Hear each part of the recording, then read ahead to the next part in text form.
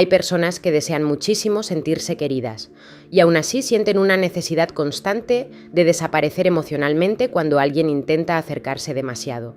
Esperan mensajes, revisan el móvil, fantasean con sentirse comprendidas por alguien, pero cuando la conexión empieza a sentirse real, aparece ansiedad. Y desde fuera puede parecer contradicción, porque quieren afecto, pero emocionalmente viven como si la cercanía también pudiera hacerles daño. Por eso, algunas personas se aíslan incluso cuando se sienten solas, porque una parte de ellas desea conexión, mientras otra sigue intentando protegerse de ella. La psicología explica que esto suele ocurrir cuando el cerebro empieza a asociar el vínculo emocional con inseguridad. Es decir, la persona sigue necesitando afecto porque todos los seres humanos necesitamos conexión, pero su sistema nervioso ya no vive la cercanía desde la calma, sino desde la alerta. Entonces empiezan a sobrepensar cosas pequeñas, un silencio, un cambio de tono, una respuesta tardía, como si su mente estuviera buscando constantemente señales de peligro emocional, y llega un momento en el que relacionarse deja de sentirse espontáneo, todo se vuelve cansado, tenso, vigilado. Esto se conoce como hipervigilancia afectiva, un estado psicológico donde el cerebro analiza continuamente las relaciones intentando anticipar rechazo, abandono o dolor emocional. Y cuanto más tiempo vive alguien así, más agotadora puede volverse la conexión humana.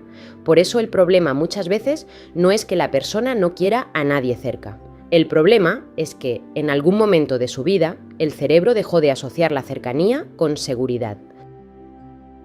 Algunas personas aprenden muy pronto a medir cada emoción antes de mostrarla, a pensar demasiado antes de hablar, a ocultar lo que sienten, a vigilar constantemente cómo reaccionan los demás, y muchas veces eso empieza mucho antes de las relaciones románticas. Empieza en entornos donde expresar emociones generaba rechazo, incomodidad o inseguridad. Cuando alguien vive eso durante años, el cerebro empieza a desarrollar mecanismos de protección emocional. La psicología llama a esto estrategias defensivas de apego, es decir, formas inconscientes de protegerse del dolor emocional, porque el sistema nervioso aprende por asociación. Si mostrar vulnerabilidad termina constantemente en crítica, rechazo o decepción, el cerebro empieza a relacionar cercanía con peligro, y entonces aparece algo muy silencioso, la autosuficiencia emocional forzada. Personas que dicen, estoy mejor sola, no necesito a nadie, prefiero no depender emocionalmente, pero muchas veces no lo dicen desde la tranquilidad, lo dicen desde el miedo, porque depender emocionalmente de alguien dejó de sentirse seguro hace mucho tiempo, y ahí aparece la hipervigilancia afectiva. El cerebro empieza a analizar silencios, mensajes y pequeños cambios de comportamiento, como si estuviera intentando detectar el momento exacto en el que algo va a romperse, y eso genera muchísimo agotamiento mental, porque la persona ya no vive las relaciones desde la calma, las vive desde la anticipación del daño. Y cuando el cerebro pasa demasiado tiempo sobreviviendo emocionalmente, el aislamiento empieza a sentirse más seguro que la conexión. A veces las personas que más desean sentirse queridas son también las que más miedo sienten cuando alguien empieza a importarles de verdad, porque cuanto más importante se vuelve alguien, más vulnerable se siente el cerebro.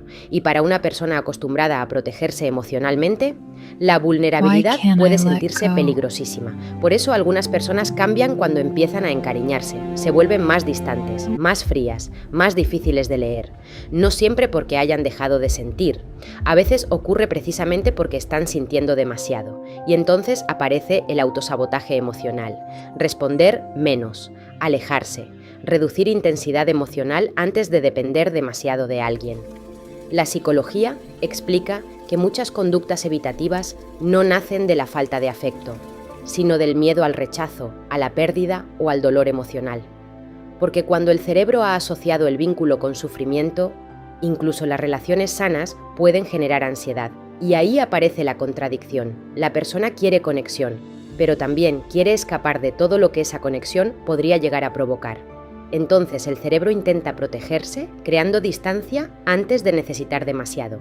Hay personas que no saben recibir amor sin prepararse mentalmente para perderlo. Muchas personas pasan años intentando protegerse emocionalmente, hasta que el cerebro empieza a confundir seguridad con aislamiento. La distancia parece más segura que la intimidad. El control parece más seguro que la vulnerabilidad. y no necesitar a nadie parece más seguro que arriesgarse a sufrir. Pero vivir siempre protegiéndose también tiene un precio, porque la persona deja de relajarse del todo, de confiar del todo, de sentirse realmente acompañada. Siempre queda una parte preparada para escapar si algo duele demasiado, y eso genera una soledad muy silenciosa. La psicología explica que el cerebro emocional aprende por repetición, pero también puede reaprender. La seguridad emocional no aparece de golpe, se construye poco a poco, a través de vínculos donde la persona deja de sentirse castigada por sentir, y ahí el cerebro empieza a entender algo nuevo, que la cercanía no siempre termina en dolor, y que abrirse emocionalmente no es debilidad, es confianza. Si este vídeo te está ayudando a entender cosas que nunca habías sabido explicar, suscríbete. Seguimos explorando la mente humana.